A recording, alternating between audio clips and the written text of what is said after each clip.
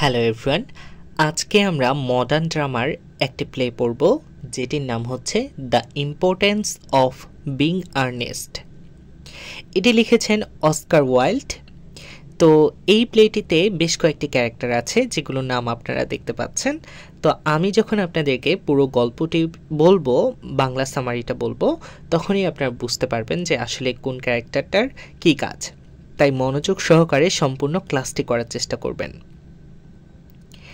Jack Worthing, যে কিনা এই প্লের প্রোটাগনিস্ট মানে মেইন ক্যারেক্টার, হার্টফোর্ডশায়ারের একটি গ্রামে থাকেন। সেখানে তার জমিদারি খামার বাড়ি আছে। সেখানে সিসিলি কার্ডিউ, গভর্নেস মিস প্রিজম আর চাকরদের নিয়ে তার বসবাস। জ্যাক হল সিসিলি কার্ডিউর অভিভাবক। জ্যাক ওয়ার্থিংকে আঙ্কেল বলে ডাকে সিসিলি। সিসিলি মূলত মিস্টার টমাস কার্ডিউর নাতনি।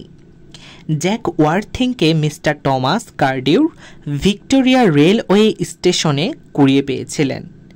সেখান থেকে তুলে এনে নিজের ছেলের মতো তাকে লালন পালন করেন। মৃত্যুর পূর্বে জ্যাককে তার সম্পত্তি দেখাশোনার দায়িত্ব দিয়ে যান এবং তার নাতনি সিসিলির অভিভাবক বানিয়ে যান।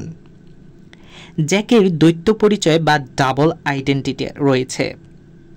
হার্টফোর্ডশায়ারে তিনি জ্যাক ওয়ার্থিং নামে পরিচিত, আর লন্ডনে তিনি আর্নেস্ট নামে পরিচিত।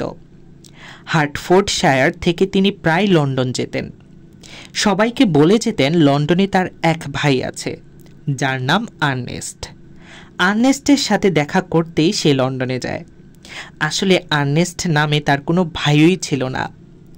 এই কথাগুলো জ্যাক তার ঘনিষ্ঠ বন্ধু অ্যালজারননকে বলেন, কারণ অ্যালজারনন এসব ঘটনা জানত না।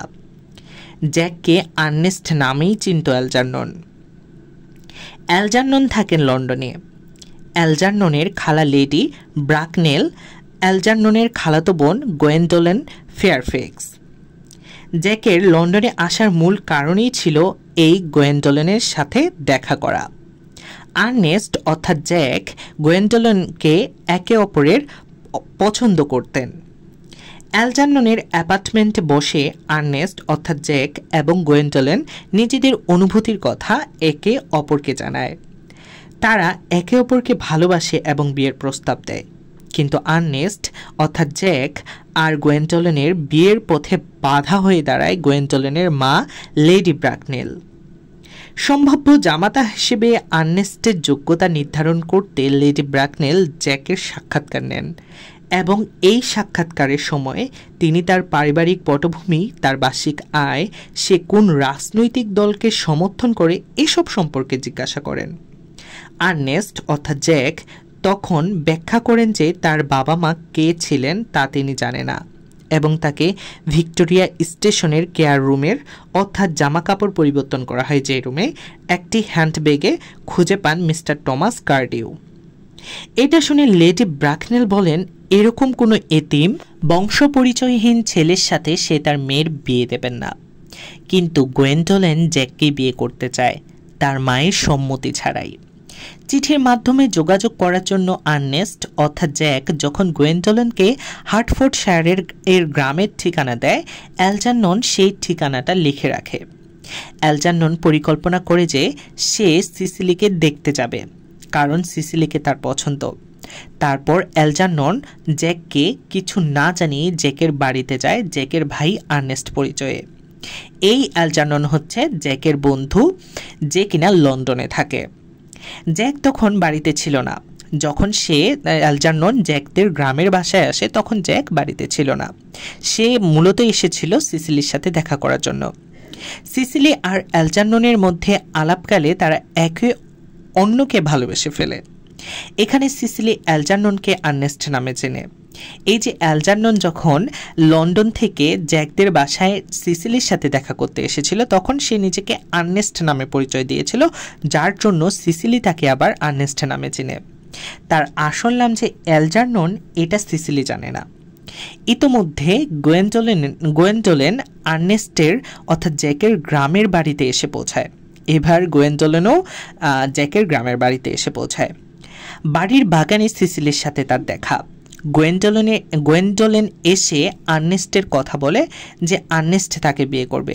এটা শুনে সিসিলি তো অবাক, কারণ যে এলজারনন সিসিলির সাথে দেখা করতে এসেছিল সেও কিন্তু তাকে পরিচয় দিয়েছিল যে তার নাম আর্নেস্ট। সেজন্য সিসিলি অবাক হয়ে গিয়েছে। আসলে গোয়েন্ডোলেন জ্যাককে আর্নেস্ট নামেই চিনে, জ্যাক নামে চেনে না। অন্যদিকে সিসিলি এলজারননকে আর্নেস্ট নামে চেনে। অর্থাৎ এখানে গোয়েন্ডোলেন আর সিসিলি দুজনের ভালোবাসার মানুষের নাম আর্নেস্ট। আসল ব্যাপারটা হলো জ্যাক লন্ডনে আর্নেস্ট নামে পরিচিত, আর এলজারনন গ্রামে এসে নিজেকে আর্নেস্ট নামে পরিচয় দিয়েছে।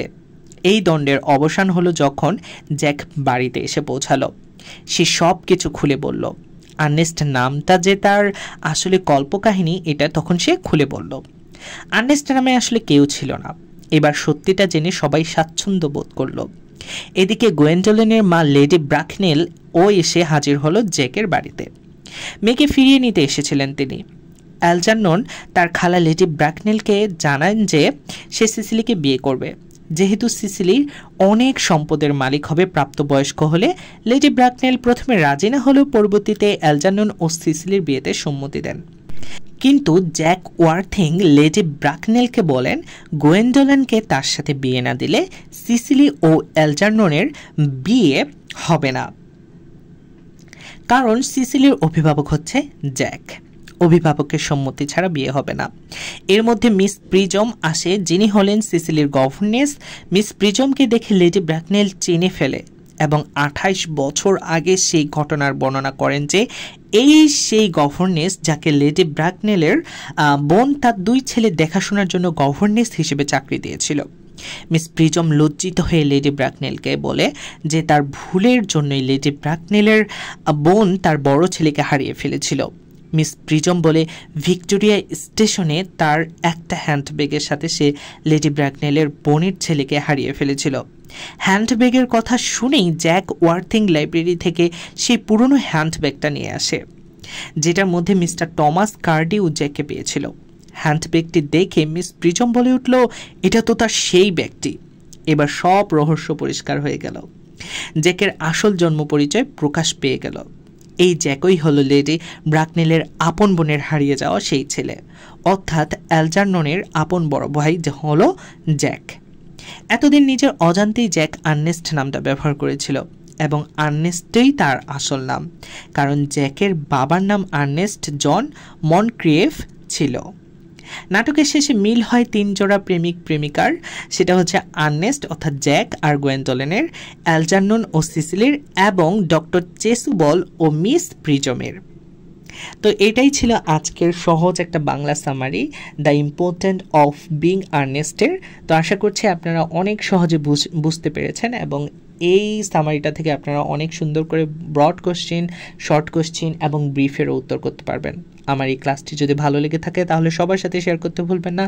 আমার চ্যানেলটিতে প্রথম এসে থাকলে অবশ্যই সাবস্ক্রাইব করবেন। দেখা হচ্ছে পরবর্তী কোনো ক্লাসে। ততক্ষণ পর্যন্ত সবাই ভালো থাকবেন, সুস্থ থাকবেন। আল্লাহ হাফেজ।